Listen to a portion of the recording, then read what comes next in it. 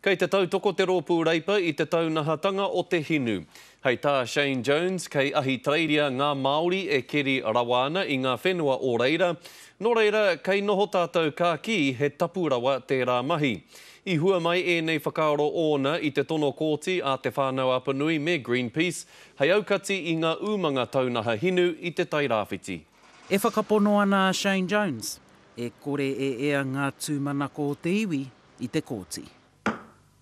Hau nei, kore rawa atu hau e hakai kia waiho tia tonu tia ngā taonga pera, kia kauarawa tia tātou e mea, e whakamahi e ngā taonga. Nō reira, ko tana āki, me mahi tahi te Māori ki ngā umanga o tā wāhi. O tira, pai ke atu me mōhio tātou I te tuatahi, pēnei he wāriu kei te takare o te moana. E hia rāni te nui o te nā wāriu. I mua I te whakakāhoretanga o ngā mahi haukerikeri katoa. As society develops more and more technology to exploit the oceans, you'll get more and more applications for commercial exploitation. E ai ki te tono kōti a te whānau apanui, me Greenpeace, ka re te kā wanatanga I kōrero tika ki te iwi. They have to be able to take the views, properly consider them, and weigh them up with all the other interests and make a reasoned decision.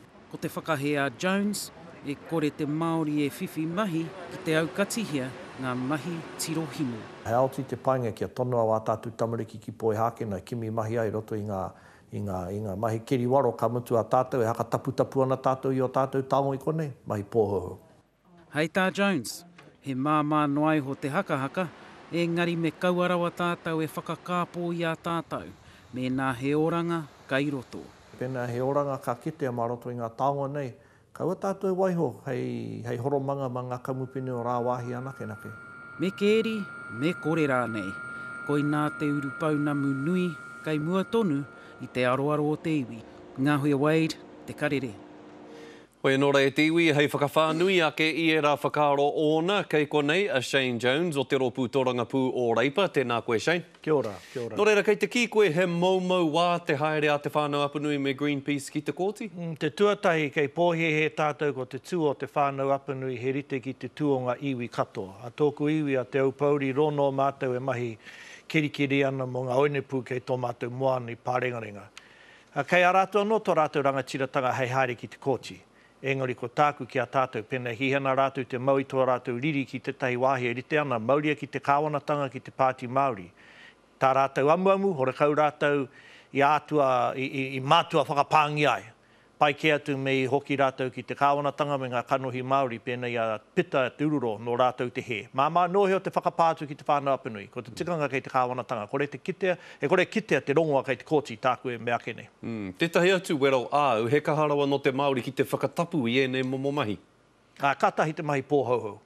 Ko rau mōheo no he rānei tēnei āhuatanga tātou me māku ki a tātou o tātou hoinga hore kaurawa I pērā.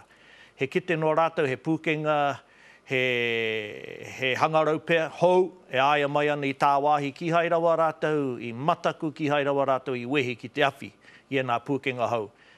Me te mēnei, he wairua anō kei te tomo mai ki wāinga tonu I a tātou, mea ka tapu tātou I o tātou taonga kia kauarawa tātou e hakamahi. A kainwino atu taku whakahe I rā whakaaro.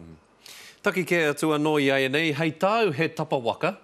I ngā wā o mua. Kei te pērā tonu o whakaaro e pāna ki te waka Māori kātū ki te wahapu? E hoa ko tūno atu te whakataitai mo te upu o te ao.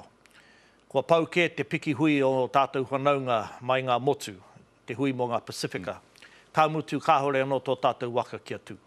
Aha koa e rua miliona tāra no atu, taku whakapai e te kau maurua noheo te rā waka ka kite pēnā he waka.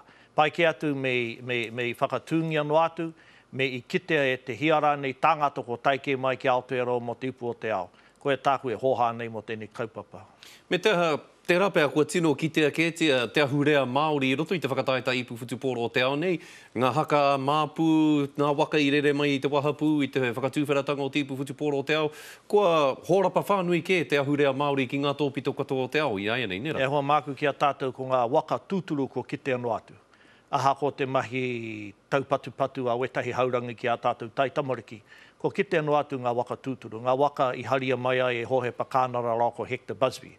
Tēnei waka, tapa waka e kōrero niki koe, he kaupapa tōranga pū. Hoi nā no te take i whakai i me nākiti ai tēnā whakaaro hono kia kite ai ko tō tātou whanaunga pita te minito ngā take Māori e mahi ana i te tahi, tuku ana rāna i te tahi koha ki ano hoa ki roto Ngāti Whātua. Wā tino poto e toi ana, engari kapa o pango wiwi rānei a te rā horoi?